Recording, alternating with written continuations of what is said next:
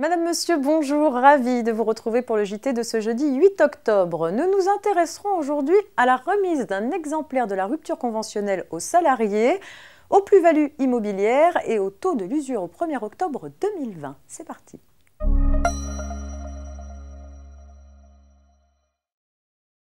Il est question de la remise d'un exemplaire de la rupture conventionnelle aux salariés dans l'affaire qui ouvre ce JT.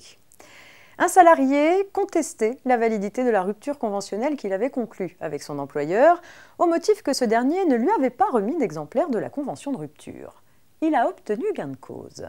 Rappelons qu'une convention de rupture datée et signée par l'employeur et le salarié doit être établie en 3 exemplaires, un pour le direct, un pour l'employeur et un pour le salarié. À cette occasion, la Cour de cassation souligne que la possession par le salarié de son exemplaire de la convention garantit son libre consentement à la rupture de son contrat de travail en lui permettant de se rétracter s'il le souhaite. Pour elle, faute d'une telle remise, la convention de rupture est nulle. Elle ajoute que c'est celui qui invoque que l'exemplaire a bien été remis qui doit apporter la preuve de cette remise. Il est donc primordial que l'employeur se préconstitue une preuve de cette remise.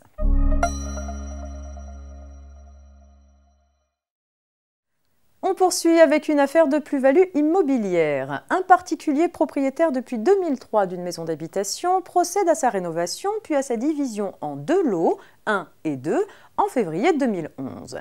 Il cède immédiatement le lot 1 en tant que résidence principale et bénéficie de l'exonération de la plus-value réalisée. Lors d'un contrôle, l'administration fiscale remet en cause cette exonération au motif que ce lot 1 ne constituait pas sa résidence principale au jour de la cession. Le contribuable soutient qu'il a occupé le lot 2 comme résidence principale pendant que le lot 1 était donné en location meublée saisonnière, puis que le lot 1 est devenu sa résidence principale à la fin du bail en mai 2010. Or, il résulte de l'instruction de l'affaire que ce lot 1 était toujours proposé à la réservation sur Internet pour la saison 2010-2011 et qu'un acte de cession de fonds de commerce signé par le contribuable en août 2010 fait état d'une autre adresse que celle du lot 1.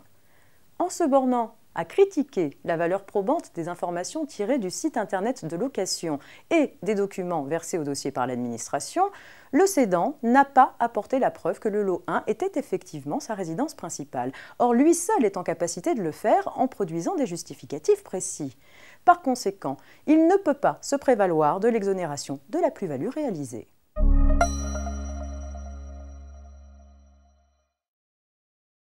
Le seuil de l'usure est calculé en fonction des taux pratiqués par les banques au cours du trimestre précédent. Plus précisément, un prêt est usuraire s'il est consenti à un taux effectif global qui, au moment où il est accordé, excède de plus d'un tiers le taux effectif moyen pratiqué au cours du trimestre précédent par les établissements de crédit.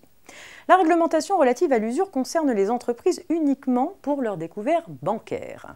Le taux de l'usure vient d'être fixé pour le 4e trimestre 2020, s'agissant des découverts accordés aux entreprises, personnes physiques ou personnes morales. Au cours du 4e trimestre 2020, le seuil de l'usure est fixé à 14,53%.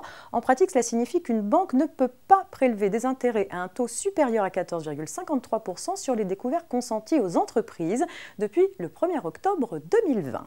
C'est tout pour aujourd'hui. On se retrouve demain vendredi pour un dernier point d'actualité juridique avant le week-end. Bonne journée.